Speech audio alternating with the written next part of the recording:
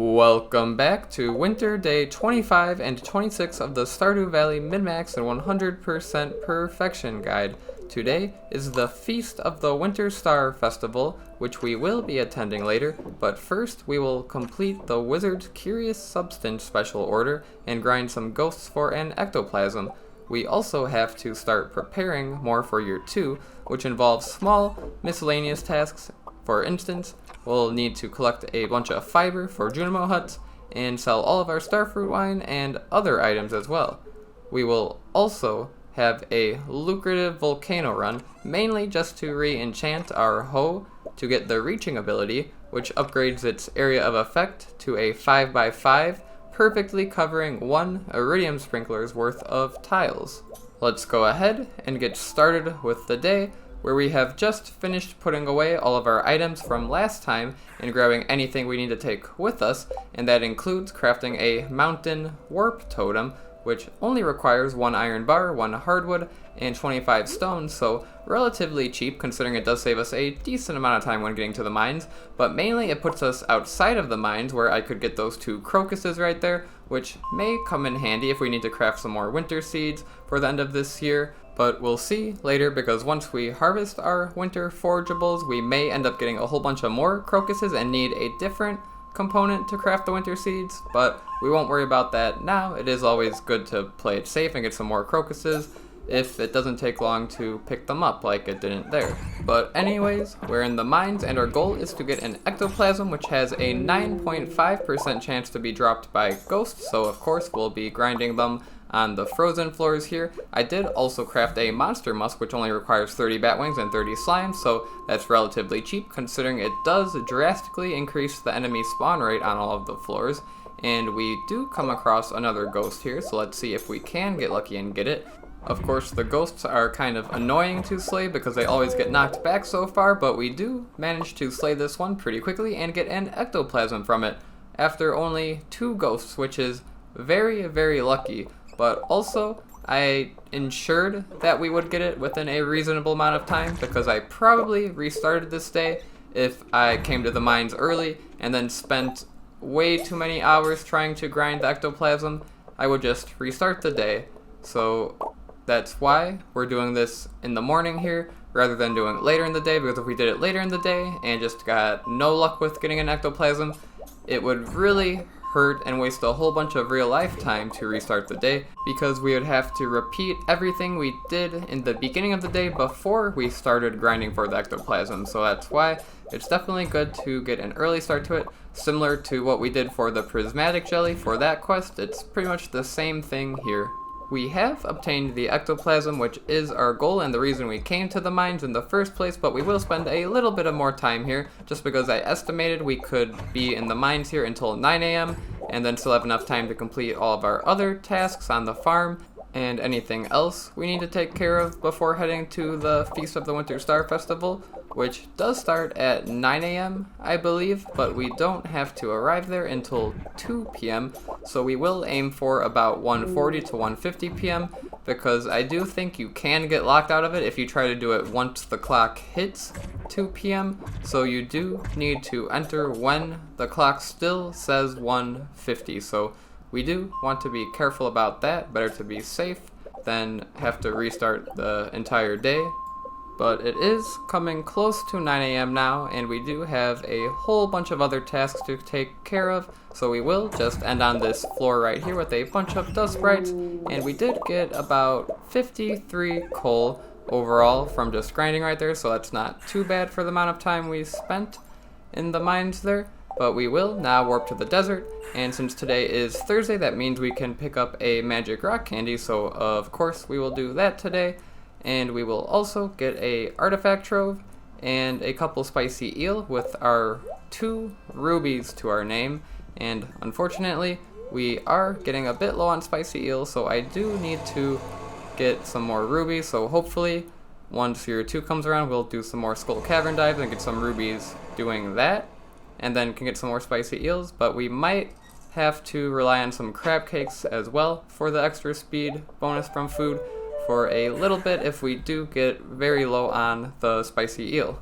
We have arrived back at the farm where we will take care of our inventory by dumping all of our stuff we got from the mines just now, and also smelt some ores, specifically some gold ore, in order to get some gold bars for crafting iridium sprinklers for year 2.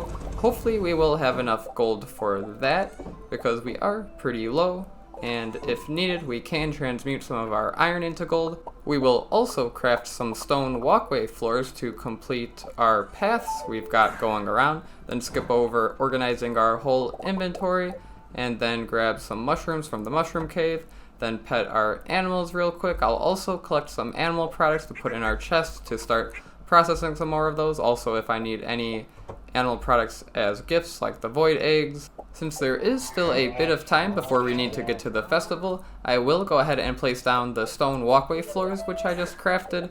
And the method that I'm going to be doing this in is similar to seed planting, where you hold the cursor off to the side and just hold down right click, and then you can just place them automatically as you walk, which is much more effective than the way I've done it in the past by trying to actually click on each tile individually.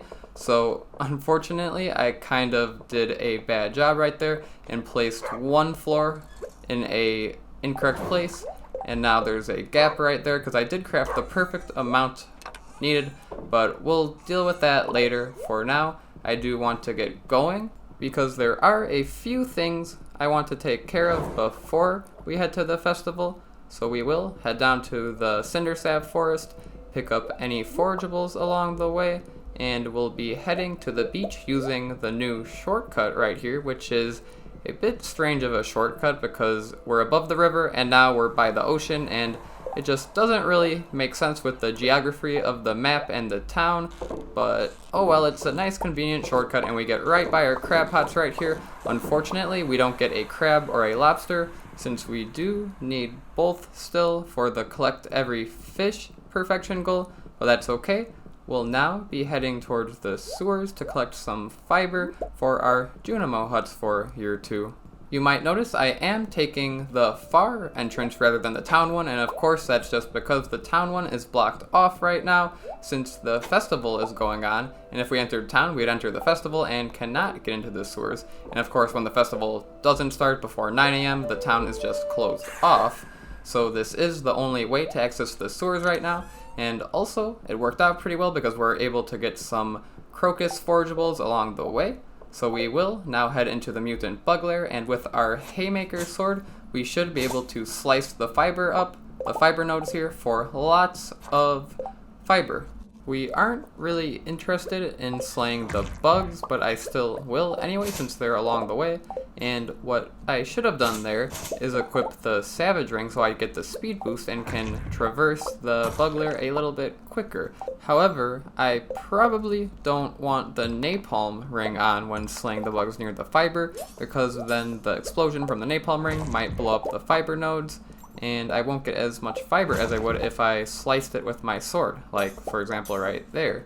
But anyways, I will continue to gather some fiber here, and what I do realize the next day, which we will see, is that there's actually a much better way of obtaining fiber, and that is actually going into the mines and using the elevator to go from the floors that end in multiples of 5s, the ones that have fiber nodes spawn on them sometimes, keep going from elevator floor to floor until we find a big clump of fiber, then swing our haymaker sword at that fiber node clump, and then we'll get lots of fiber from that, and it'll probably use much less time. And unlike the mutant Bug Lair here, we can keep repeating that process over and over again because there will be an unlimited amount of floors since they do reset every time we go back up.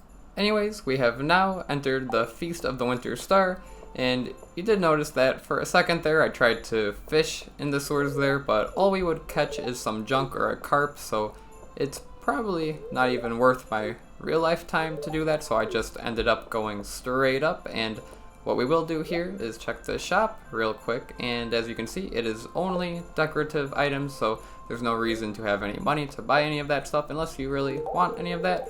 But we will start off the festival here by giving Abigail a pumpkin, a loved gift, and this value of the gift is multiplied by 5 for the Feast of the Winter Star, which is pretty nice, although we do have high friendship points with Abigail already. after we give the secret person a gift, we do get this cutscene here where some random town NPC gives us a gift, and this can be predicted by using the predictor if you do want to see that. But we are getting a rainbow shell from Jazz, which is actually not too bad of a gift, especially if you don't get lucky during the summer and you need a rainbow shell for the Mr. Key quest. It is nice to get that from here, I guess. But anyway, we will now just go around the tables here and talk to every single NPC just to get some friendship points with them. The only thing we can get out of this festival related to min-maxing and perfection is the friendship points from the NPCs, so we don't really have to worry about anything required since we can get friendship points otherwise, so this festival is definitely skippable if you want.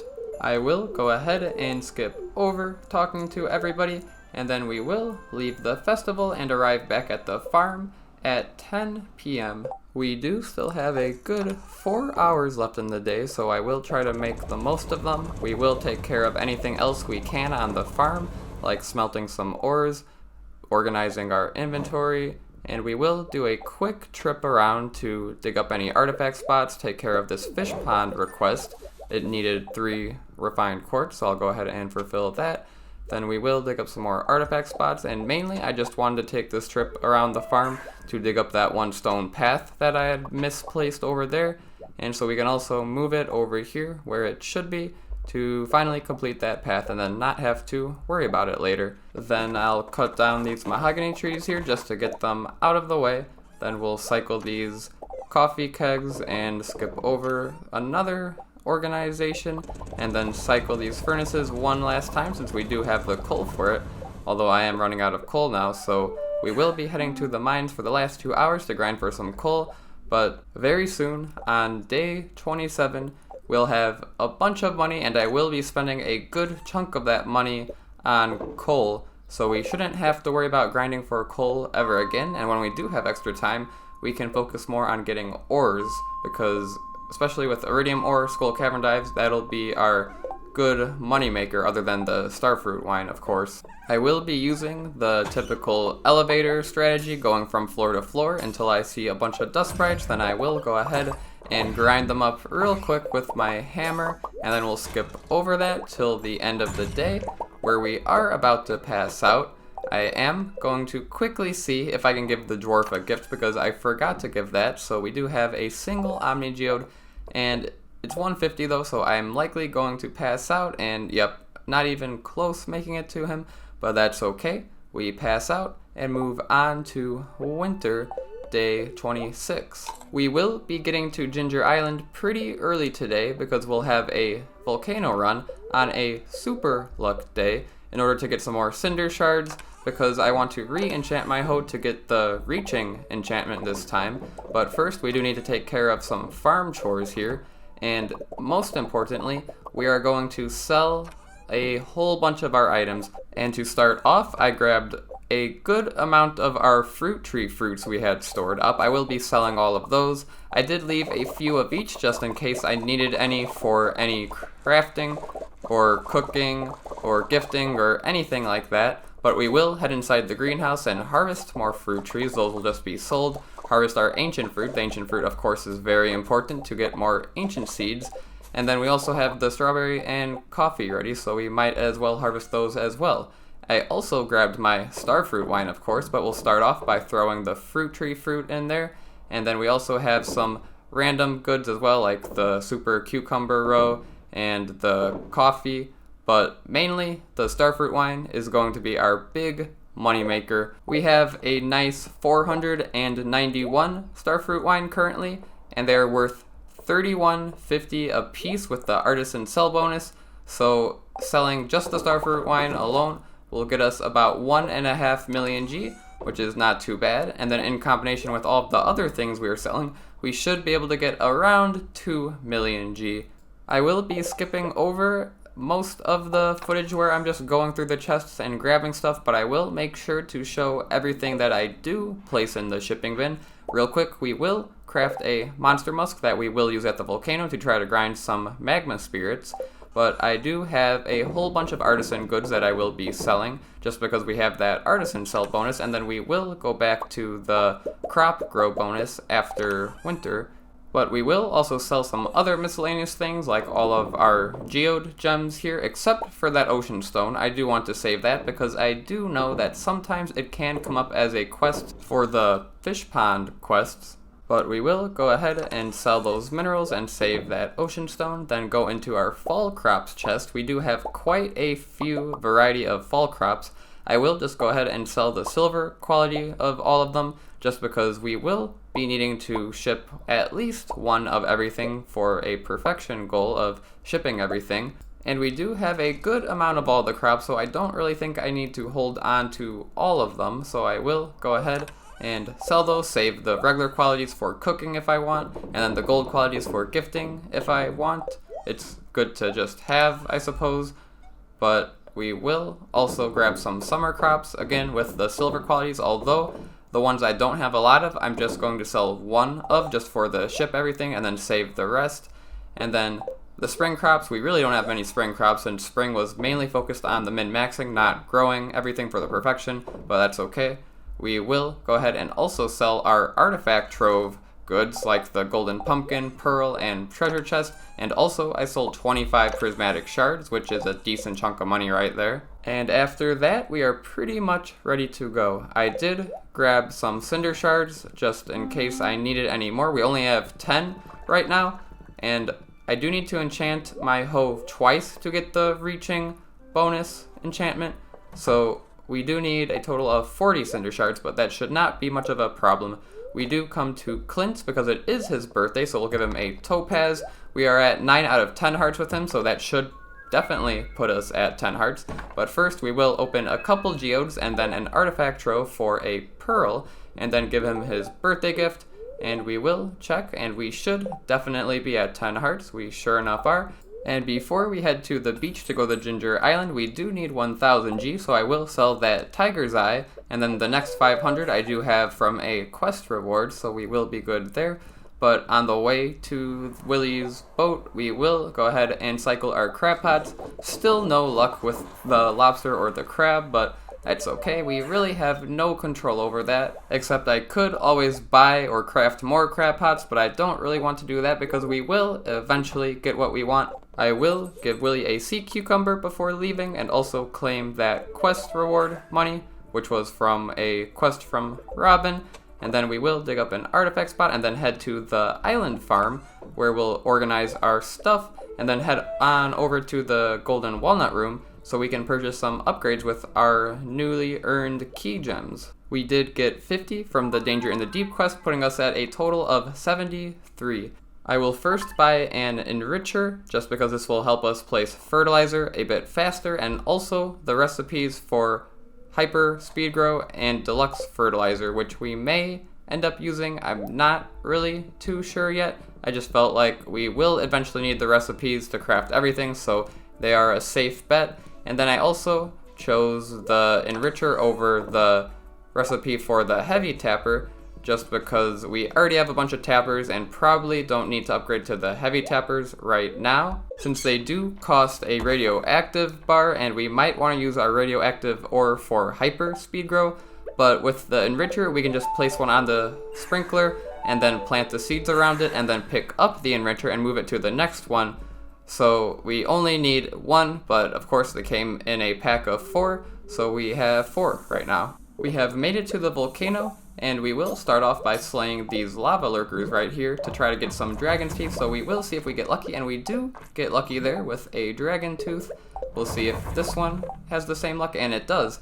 And that's pretty insane because the last time we were at the volcano, we actually got a dragon tooth from both of them, and it's only a 1 out of 10 chance. Of course, that is re-rolled with the burglar's ring, but still, that's pretty lucky and insane that we got the dragon's teeth, and hopefully we'll get more. But what we're mainly here for is the magma spirits. We want to slay them for cinder shards. I also brought the monster musk we crafted earlier, so I will go ahead and use that right now. So as we go up, we'll have increased enemy spawn specifically for the lava lurkers and the magma spirits. I went ahead and skipped over the second floor, and now we're on floor 3, where we can see that there are quite an increased amount of magma spirits here, so we will go ahead and try to slay them. They are a bit annoying because they get knocked back, but we are able to use our smash attack to slay them pretty effectively and hit a total of 150 overall in this save, completing the Monster Slayer goal for magma spirits. And what this will unlock for us is Marlin's phone number, so we can use our phone from home and call Marlin to utilize his item recovery service from home rather than having to go all the way there, which we probably will never use because anytime we lose items, we're just going to restart the day. I will go ahead and skip over the rest of the volcano run here until we're up to floor 9. We did get a good amount of cinder shards. We definitely got over 40, which is what we needed to enchant our hoe twice for the reaching enchantment. And we also ended up getting 4 dragon's teeth, which is pretty good. We find a rare chest and get a dragon tooth dagger, which won't really come in handy for us because if we want to use a dagger, we will try to grind for the iridium needle found in the upgraded mines or the danger in the deep mines, so we probably won't worry about that right now. We'll just finish up this floor 9 right here and head up to the forge. We will be enchanting our hoe twice, which will cost us 2 prismatic shards and 40 cinder shards, which we do have, and we will be going for the reaching enchantment. And this enchantment will be very nice. It allows us to charge up our hoe 1 extra time to increase it from a 3x6 area of effect to a 5x5 area of effect, which is exactly the amount of space covered by a single iridium sprinkler. So that'll be very nice for going into year 2 preparing our farm. And we will exit the volcano now. We do have a gold star quality duck feather for Leo. We definitely need to start focusing on gifting him a little bit more. It's just a little bit difficult because he's only at the island here until we reach 6 hearts with him. So once we do reach 6 hearts with him, he'll go to the valley, and that'll be a little bit easier to give him gifts then. And before we leave the island, we'll give the NPCs here at the island resort some gifts. We have a wool for Emily, a cactus fruit for Sam, an orange for Gus, a void egg for Sebastian, and then a hot pepper for Mayor Lewis. All of those are loved gifts. After this, we're finished at the island at around 5 p.m. We'll real quick put our stuff away and grab whatever we want to take back to the farm with us, then go ahead and use the farm obelisk to get back there and organize our stuff here at the farm. And then after that, we will take care of some farm chores, including cycling our furnaces, our crab pots here, and then we will harvest all of our winter forageable crops here. There isn't really a great way to do this since we can't walk over them like we can with most crops, so we just kind of have to do it the slow method here. Can harvest about 3 of them at a time if we swipe our cursor around, but we will also pick up the sprinklers here since we don't need these sprinklers anymore. We will be doing mainly iridium sprinklers for year 2. I'll go ahead and skip over harvesting the rest of the winter forageables, and we will be using most of those to craft into winter seeds to prepare for year 2 to preserve our land for year 2. Then I'll real quick drop some more items in our shipping bin that I don't need, and then we'll check our mail after cycling some furnaces, and it looks like Lewis is telling us that we can marry someone now if we get the mermaid pendant, but we won't be doing that. We'll be going for roommating with Krobus for this run. After getting everything organized once more, we'll start heading down by our fish pond, and we have a pickles for the sturgeon pond finally, and then we can head out. We will be heading towards the sewers in the town, and once we enter the town, it looks like we are met with a cutscene with Mayor Lewis. This is his 6-heart cutscene, which can be activated on a sunny day when we enter the town between 7 p.m. and 11 p.m. And Marnie also needs to be at 6 hearts for this. We have a dialogue option. We want to choose that we will keep their secret a secret to get plus 50 friendship points with him. And if we chose the second option of we're going to tell everybody, we would lose 100 points of friendship with him. So we don't want that. We make it to the mutant Bug Lair, where we will be using our haymaker sword to get some more fiber. I will try to use my rings a little bit better and equip the savage ring when I slay the bugs here so that I can get the speed bonus and move around a little bit quicker. And I will, of course, try to get as much fiber as I can without blowing it up with the napalm ring explosion. I do think my Napalm ring is combined with my Burglar's ring, so really I should only equip the Savage and Hot Java ring combination right there when I'm slaying the enemies. But I'm pretty much in a habit of just swapping both at this point, so I forget to do that.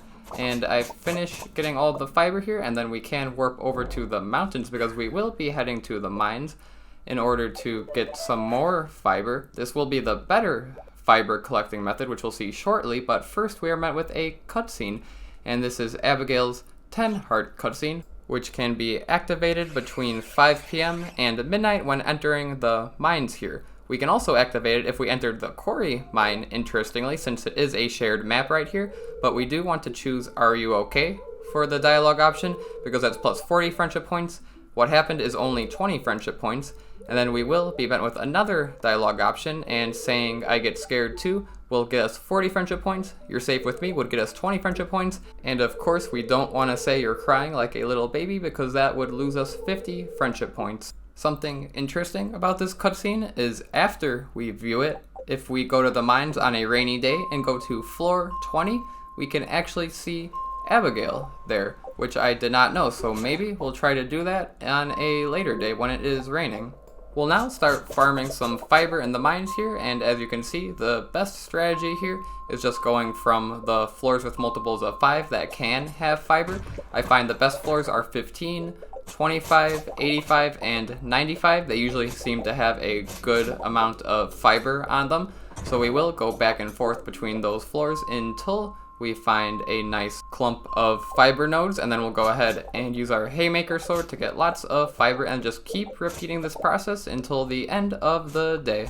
After we pass out, we will get to see how much money we made from selling everything, and we end up making a little over 2 million G, which we will be spending the next day. We'll get some Junimo huts from the wizard and possibly some obelisks, and then spend most of the day getting the farm ready for year 2. If you are looking forward to what's to come, please consider subscribing so you can be sure to see the videos when they come out. And feel free to leave a comment with anything you'd like to share. Perhaps let me know what you are looking forward to in year 2. We spend the last moments of the day trying to see if we can get any more fiber, but we end up passing out, and shortly we will see exactly how much money we earned. We already got almost 2 million just from farming alone, but our grand total is 2.1 million G, which is very nice. If I redid this, I definitely know I could have made some more money using better strategies, but this is definitely a good amount of money, and we can see that 1.5 million of it was just from the Starfruit wine alone, so about 75% of our total earnings here was just from the Starfruit wine. So we will, of course, continue doing our Starfruit wine cycling from our kegs to get enough money for the gold clock and everything else we need for perfection. But this run has been mainly focused on perfection these last couple of months, which is why we haven't earned as much money here, but that's alright. We got a good amount of money, which we will be using tomorrow, and that brings us to the end of this day. So thank you for watching, and goodbye.